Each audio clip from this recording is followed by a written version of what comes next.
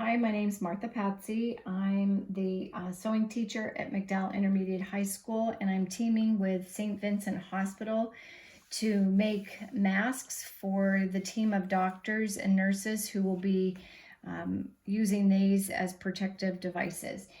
They have given me this pattern and asked that we have continuity when sewing. So please follow the pattern that is provided. And this blue liner piece is going to be inserted and is removable for the docs and nurses. And this is how it's going to lay inside of here. You're being asked to make just the mask, and I'd like to show you some steps. And here we go.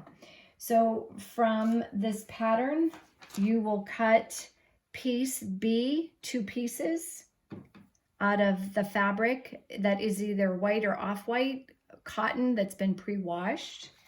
You will also cut pattern piece A, 4 sections of that.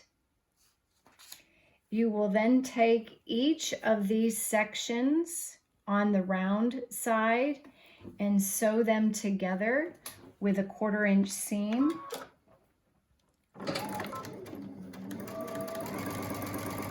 I'm going to create this 1/4 inch seam on all of the round edges on each of the pattern sections. So we're doing pattern A right now. This is the outside mask piece.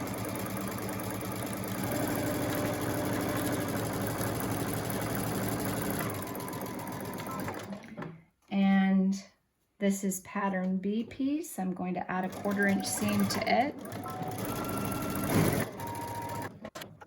After you have these 3 pieces sewn together with a 1/4 inch seam, in order for the mask to lay flat, we're going to snip into that line of stitching, but not through it. So you're just creating a little bit of a snip up to the thread, but not through it. Do this on each of these pieces. Again, be careful not to snip your line of stitching. Once you have done that, you're going to take those pieces and press the seams open and flat on all 3 pieces. Go to your iron, do the best you can. It's a little tricky because the seam allowance is so small. The 2 pieces that are marked letter A are your outside mask pieces. The piece that is labeled B, the lining, this piece is going to have you turn under to the wrong side, so the side that shows your seam allowance. You're going to turn it under a 1/2 inch and press it, and then turn it under again a 1/2 inch and press it. I'm just going to finger press it so that I can get this step completed. Then you're going to sew close to the inner side of this seam allowance.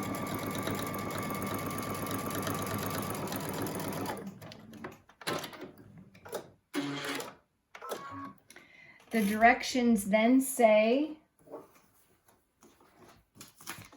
to take one of your outside mask pieces, just one of them, and lay the lining section that you just turned under the 2 outside edges at a 1/2 inch and sewed.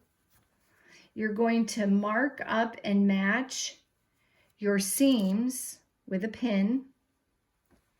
And you're going to then also pin this so it stays in place here and here.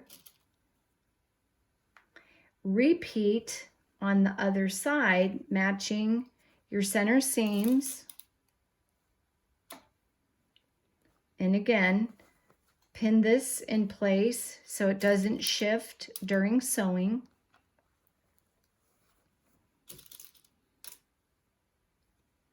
Then you're going to take your other piece that you constructed, and this is now right side up, and now we're going to put right sides together with our final piece, matching our center seam. Unpin that pin and just repin. unpin this pin, repin, match up your side edges here,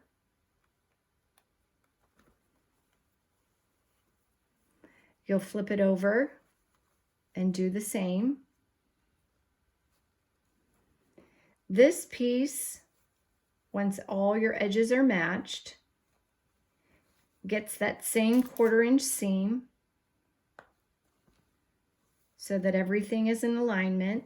I flipped it over. I'm now pinning my opposite side with my pieces all sandwiched together so that they lay even. Now you need to sew down both of these curved edges with a 1/4 inch seam, following the curve as you sew.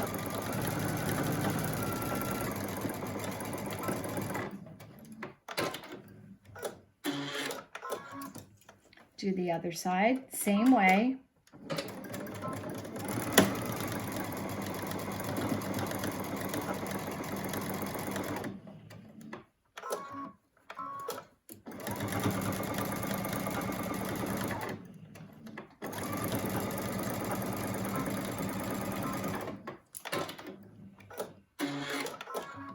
When you're finished with that, you're going to turn this whole piece right side out, like this, making sure that the part that has the lining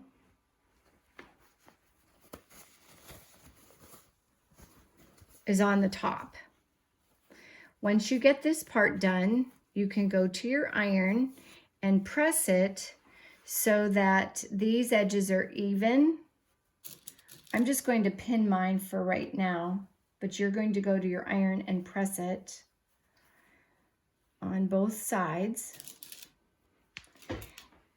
We need to turn under this open end here a 1/2 inch according to your pattern instructions, and match up the fold edges, because in a minute we're going to insert our elastic.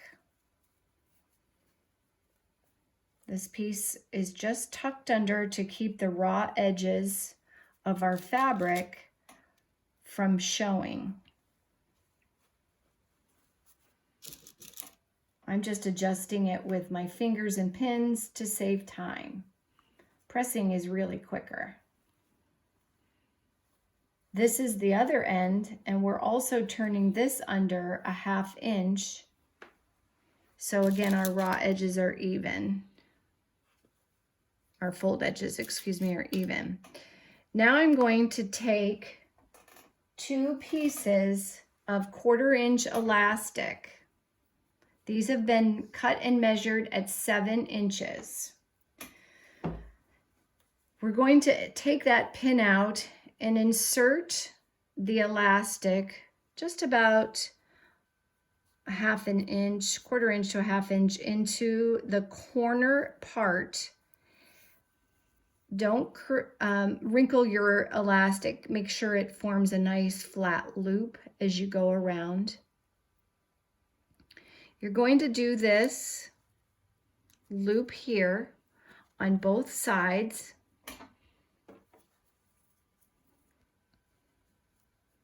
Inserting the elastic into that little pocket that you have turned under, and then the final part comes around. Hang on, let me get that pin in there, a little more secure.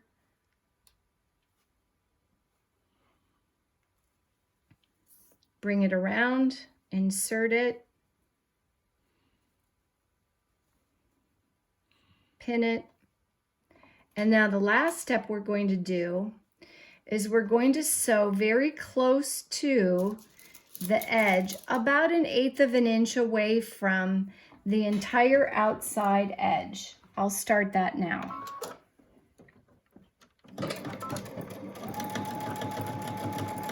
When you get to the elastic, they have asked that we back over the elastic to secure it So I'm going to pivot and turn here and come around the side. And I'm sewing close to the edge, trying to estimate about 1/8 of an inch. This just keeps all of our layers together. So I'm at the corner, I'm going to pivot and turn, and I'm going to back up over my elastic just to, again, secure that to ensure that the elastic doesn't pull out when they're wearing. Backing over the elastic, sink my needle, pivot and turn. I'm going to move that pin.